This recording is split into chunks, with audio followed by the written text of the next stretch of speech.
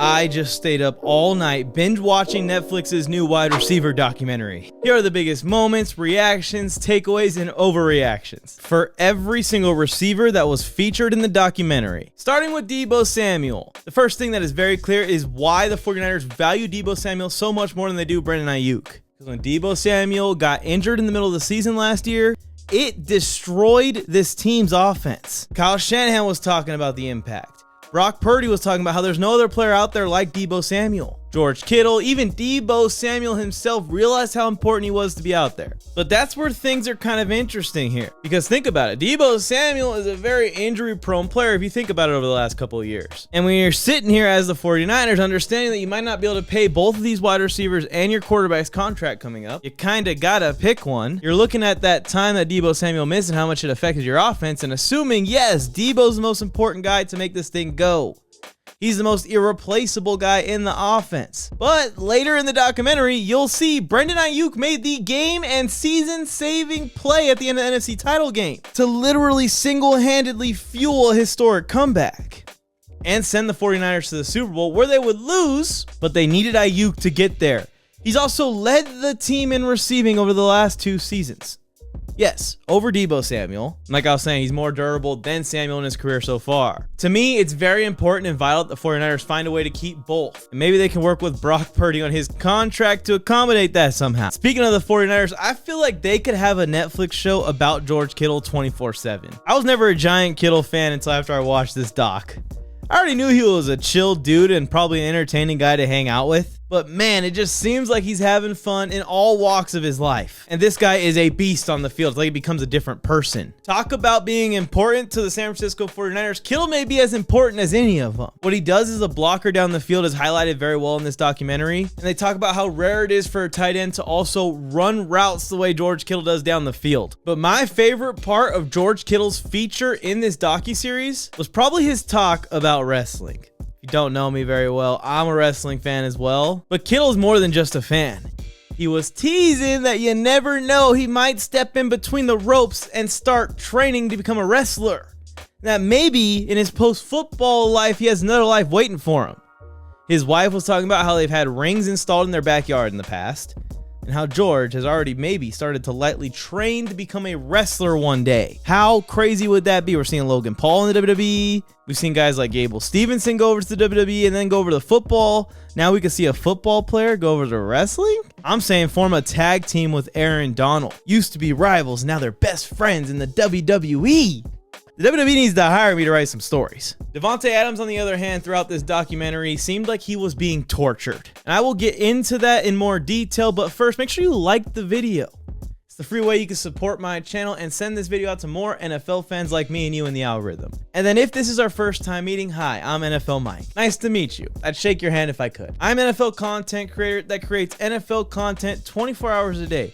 7 days a week and twice on Sundays. So if you're an NFL fan, I know you'll love the channel. Just subscribe real quick. It takes 2 seconds, completely free.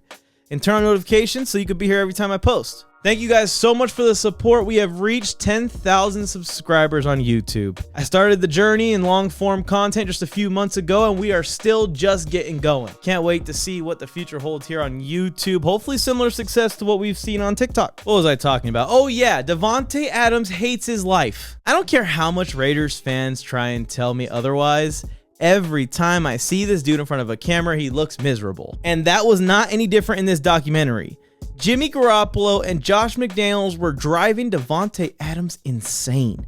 He was flipping out on the sidelines, at practice, after games, before games. It just wasn't a good time for the elite wide receiver because he's seen offense at the highest level. He has been a part of some of the most efficient passing seasons in NFL history with Green Bay and Aaron Rodgers. So to leave that, to come to Vegas to play for your childhood team, thinking you're going to play with your best friend, just for them to hire Josh McDaniels, ship Derek Carr off, and set this franchise back 3 to 5 years minimum, while you're 31 going on 32 at the end of your career, yelling at the organization into these microphones over and over again that all you want to do is win, win, win. Your time's running out.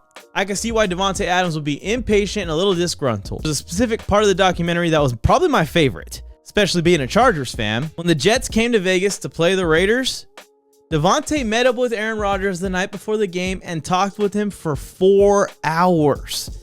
Before the game starts, the documentary shows Rodgers and Adams before the game chatting it up, saying how much they needed to have that vent session of 4 hours with former best friend. Davante Adams talking about how frustrated he had been with the Raiders season up to that point. And as the two parted ways, there was some kind of subliminal message said between the two. Aaron Rodgers was basically guaranteeing that things will be better for Tay next season. Now, you could say that the Raiders finding Antonio Pierce is going to save Davante Adams' morale and season next year, and possibly chances at winning in his career before the time's up. Or you could say that Aaron Rodgers is hinting that he is in the ear of the Jets to try and trade for Davante Adams. And that's what I'm choosing to believe in. If the Raiders start 500 or worse by the trade deadline, Davante Adams to the Jets is a lock. Which brings me to Amon-Ra St. Brown, maybe my favorite wide receiver featured in the doc. This is Dan Campbell's guy, and I can see why.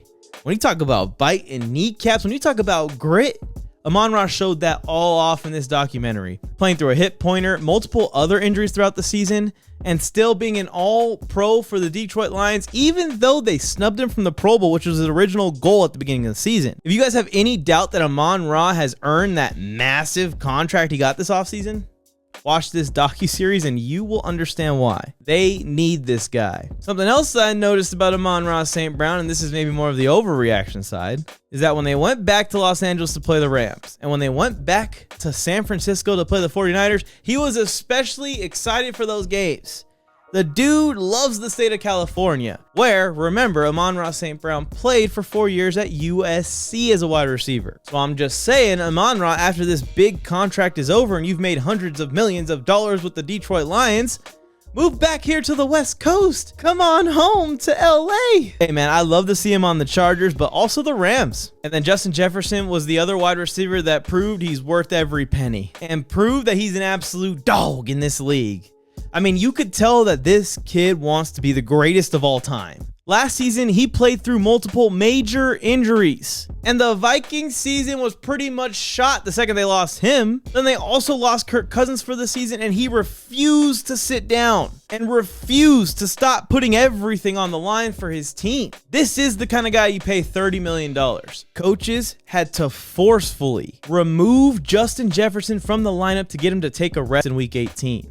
And Jefferson was pissed that they pulled him from the game. Something that is not an overreaction from this docuseries is that shoulder injuries are irregular in the NFL and irregular in football. And it's crazy because I have a shoulder injury from back in my playing days in high school, and I went overseas and played a little bit. It just seems like every football player I know, when I think about it, has some kind of lingering shoulder injury. And Kittle, Amon-Ra, Davante Adams, Deebo, everyone hurt their shoulders in this docuseries. Some guys were able to tough it out, some guys weren't. But I just assume that this might be a league-wide problem. Hop down in the comment section below after you watch it yourself and let me know your thoughts. It was super interesting to see the behind-the-scenes stuff of wide receivers. With quarterbacks, it was pretty generic. Those guys are stars. And these wide receivers are all superstars as well. And the tight end, George Kittle. Which, by the way, can we get a tight end series? Why is George Kittle included with the wide receivers when we could do tight end next year with like Sam Laporta and Travis Kelce and George Kittle and Mark Andrews or something? But the difference with the wide receivers from the quarterbacks, obviously, you really get the sense and the differences as individuals between these guys. The quarterbacks, for the most part, they're great leaders. Heads are screwed on right, or they wouldn't even have gotten here. The receivers definitely have a lot more character in this documentary, and I enjoyed it a ton. Maybe we can get defensive backs one year. Ooh. What about a season that is just about the general managers in the NFL? That would be sick. Which position will Netflix choose to feature next season? I guess sooner rather than later. The ball definitely won't lie. Don't forget to like the video. Bill Flames, I went Mike on the mic. With something brand new, one time for your mind. He gave you fair warning. Now it's time to smack him in the mouth with that raw sports talk from the town. Sweet chin music to your favorite sportscaster.